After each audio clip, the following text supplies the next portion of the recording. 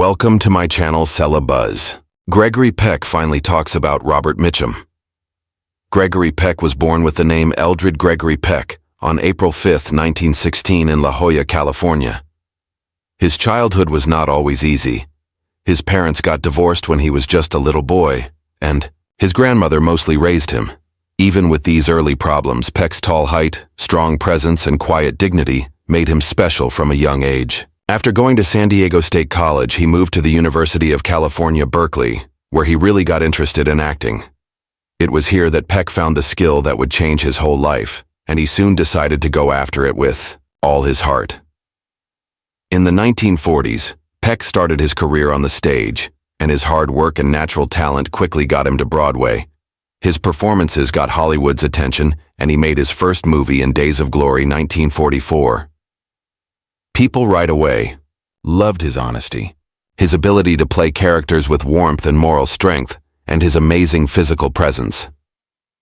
Within a very short time, Peck became a leading man, starring in classics like The Keys of the Kingdom, 1944, which got him his first Academy Award nomination, and Spellbound, 1945, directed by Alfred Hitchcock. As the 1940s and 1950s went on, Peck's career took off.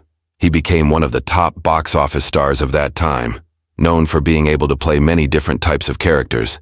He played a troubled newspaperman in Gentleman's Agreement, 1947, a film that boldly talked about the subject of anti-Semitism, and his performance got him another Academy Award nomination. In westerns like Duel in the Sun, 1946, and The Gunfighter, 1950. He brought seriousness and depth to a type of movie often filled with action rather than character study. He also did great in romantic dramas such as Roman Holiday, 1953, where his chemistry with Audrey Hepburn created one of cinema's most beloved pairs. The most important role of Peck's career came in 1962, when he played the good lawyer Atticus Finch in To Kill a Mockingbird. Based on Harper Lee's Pulitzer Prize-winning book, the film showed Peck as a man of strong morals, compassion, and courage. His quiet strength and powerful performance got him the Academy Award for Best Actor, and Atticus Finch became a cultural icon representing fairness, justice, and the best of American values. Even many years later, this role is always mentioned. As one of the greatest in movie history, Peck's career stayed strong through the 1960s, 70s, and into the 80s, with memorable performances in films such as Cape Fear, 1962, where he played against type as a victim of Robert Mitchum's scary villain, The Guns of Navarone, 1961, An Epic War, Adventure and McKenna's Gold, 1969, which showed his charm in Western storytelling. In 1976, he appeared in the scary thriller The Omen, introducing himself to a new group of moviegoers and proving his ability to adapt to the changing tastes of audiences.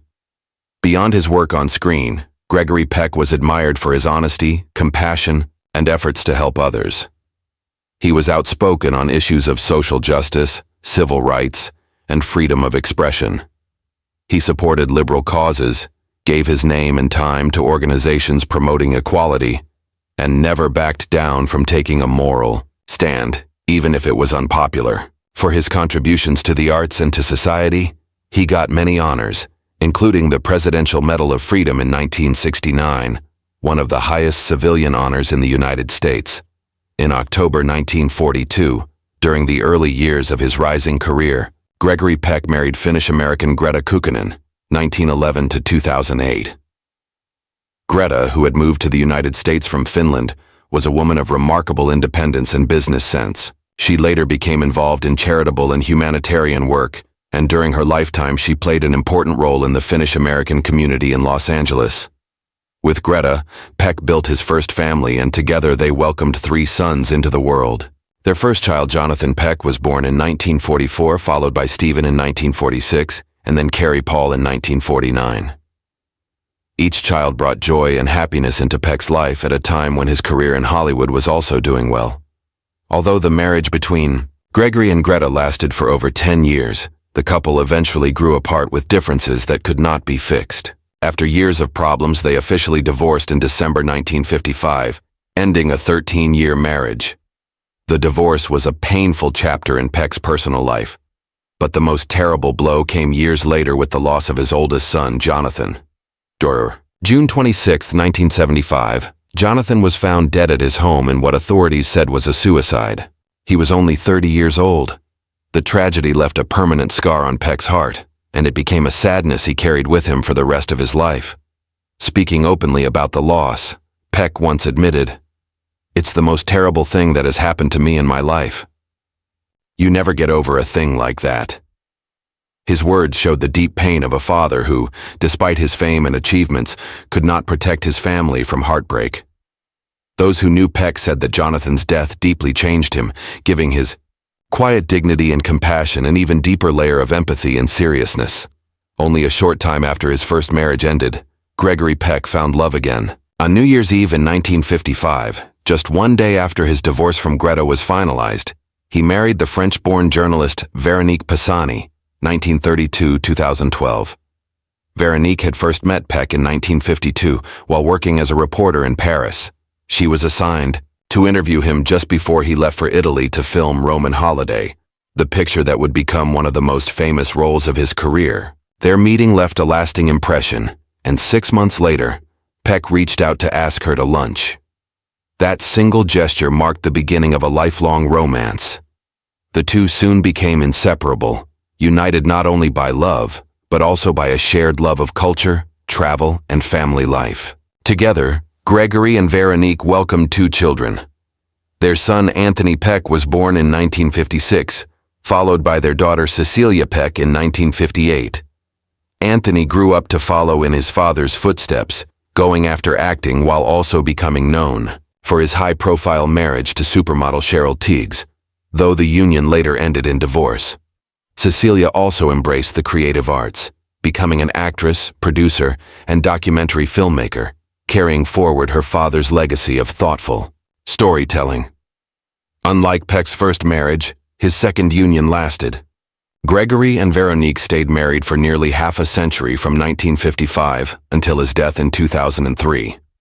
Their partnership was widely admired in Hollywood, with many describing them as one of the industry's most devoted and long-lasting couples. Gregory Peck also loved his role as a grandfather, finding joy in the continuation of his family through multiple generations. He had grandchildren from both of his marriages, and among them is actor Ethan Peck, the son of Stephen Peck. Ethan has carried on the family's artistic tradition, gaining recognition in television and film, including his role as Spock in the Star Trek Discovery series and its spin-off Strange New Worlds. Through his children and grandchildren, Peck's legacy continues not only in Hollywood, but also in the values of honesty, compassion, and dignity that he showed throughout his life. For years, Hollywood insiders and classic film fans wondered about the relationship between 2 of the greatest actors of their time, Gregory Peck and Robert Mitchum. Both men were huge figures in movies, showing strength, honesty, and charm in very different ways. Peck was often remembered for his noble, dignified screen presence, the ultimate symbol of moral authority in films like To Kill a Mockingbird. Mitchum, by contrast, carried with him a tough, unpredictable energy, an actor whose cool detachment and quiet threat made him one of the most compelling stars of the mid-20th century. While the two appeared together most famously in Cape Fear 1962, with Peck as the good lawyer and Mitchum as the terrifying ex-con, neither man ever spoke at length about the other, leaving fans to wonder whether they had been friends, rivals, or simply work colleagues who went their separate ways after the cameras stopped rolling. It was not until later in his life that Gregory Peck finally chose to talk about the subject, giving rare insight into his thoughts on Robert Mitchum as both an actor and a man. Peck, usually careful and measured in his public statements, surprised many by offering a heartfelt acknowledgement of Mitchum's talent. He admitted that while their acting styles could not have been more different, his own based in classical training, careful preparation, and a deep moral conviction, while Mitchum often relied on instinct, minimal rehearsal, and an effortless naturalness. He held a deep respect for Mitchum's artistry. Mitchum, Peck once explained, had a way of becoming a character that didn't look like acting at all. He made it look easy, but that was his genius. Coming from Peck, whose career had been built on discipline and refinement, this was a powerful testament to Mitchum's unique screen presence. Peck also shared memories of working with Mitchum on Cape Fear, a project that demanded the two actors play complete opposites. Peck, the example of upright decency, Mitchum, the very face of evil and intimidation. Peck revealed that even off camera, Mitchum carried an intimidating aura, one that made the role of Max Cady all the more chilling. Yet Peck was quick to add that behind the scenes, Mitchum's wit and intelligence often lightened the mood. He described him as a man who could calm a tense set with a single sarcastic remark or a quick laugh, a trait that kept the long, tough shoot bearable. For Peck, it was proof that Mitchum was not only a complete professional, but also someone who understood the balance between seriousness and fun in the creative process. Still, Peck did not shy away from addressing the darker aspects of Mitchum's reputation. Known for his rebellious streak, troubles with the law, and indifference to Hollywood conventions, Mitchum had always been something of an outsider. Peck admitted that as a man who valued order, family, and responsibility, he sometimes found Mitchum's lifestyle puzzling. However, rather than judging him, Peck seemed to admire Mitchum's refusal to conform. He was his own man, Peck explained. He never tried to fit into anyone else's idea of what a movie star should be. That takes courage, and I respected that about him. It was a striking admission suggesting that the quiet lawyer of To Kill a Mockingbird and the brooding anti-hero of Out of the Past shared a mutual recognition of authenticity, even if they expressed it in different ways. In breaking his silence about Mitchum, Gregory Peck gave fans a rare window into the relationship between two giants of cinema. He reminded audiences that Hollywood history is not just written in scripts or filmed in studios, but shaped by the complex relationships between the actors who bring those stories to life. Peck's words revealed admiration, curiosity, and even a touch of envy for Mitchum's effortless style, balanced with his own deeply held values of discipline and structure. In the end, what Peck conveyed most clearly was respect. Respect for a fellow artist whose legacy, like his own, would last long after the lights of Hollywood's golden age had dimmed. On June 12, 2003, the world lost one of its most lasting and beloved screen legends when Gregory Peck passed away in his sleep at the age of 87. His death was caused by bronchopneumonia, a serious lung infection that often proves fatal in elderly individuals, and it came after a long life filled with personal triumphs, professional awards, and decades of influence both within and beyond the film industry.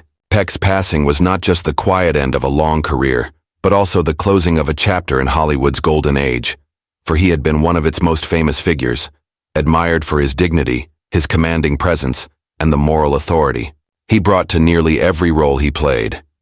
Peck died at his home in Los Angeles, California, a city that had been central to his career and life since his early days as a young actor, struggling to make a name for himself in Hollywood. The fact that he passed away peacefully in the comfort of his own home added to the sense of calm and grace with which he seemed to carry himself throughout his life. Unlike some of his contemporaries who met with tragic or tumultuous ends, Peck's death reflected the peace and stability that he valued in both his personal and professional life.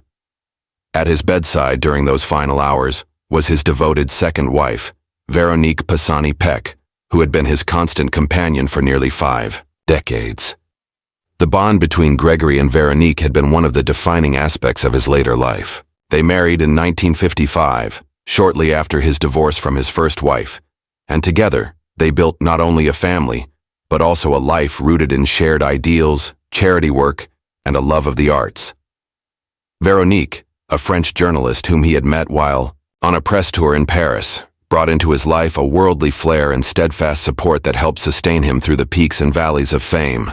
That she was at his side in his final moments showed the depth of their partnership and the lasting nature of their love story.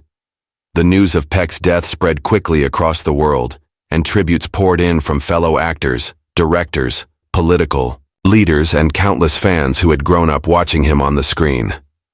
For many, his death felt personal, as if they had lost not just a movie star, but a figure who represented honesty, compassion, and a kind of old-fashioned honor rarely seen in Hollywood. His portrayal of Atticus Finch in To Kill a Mockingbird, 1962, had already made him immortal as a symbol of decency and justice, and in the wake of his passing, that image only became more touching.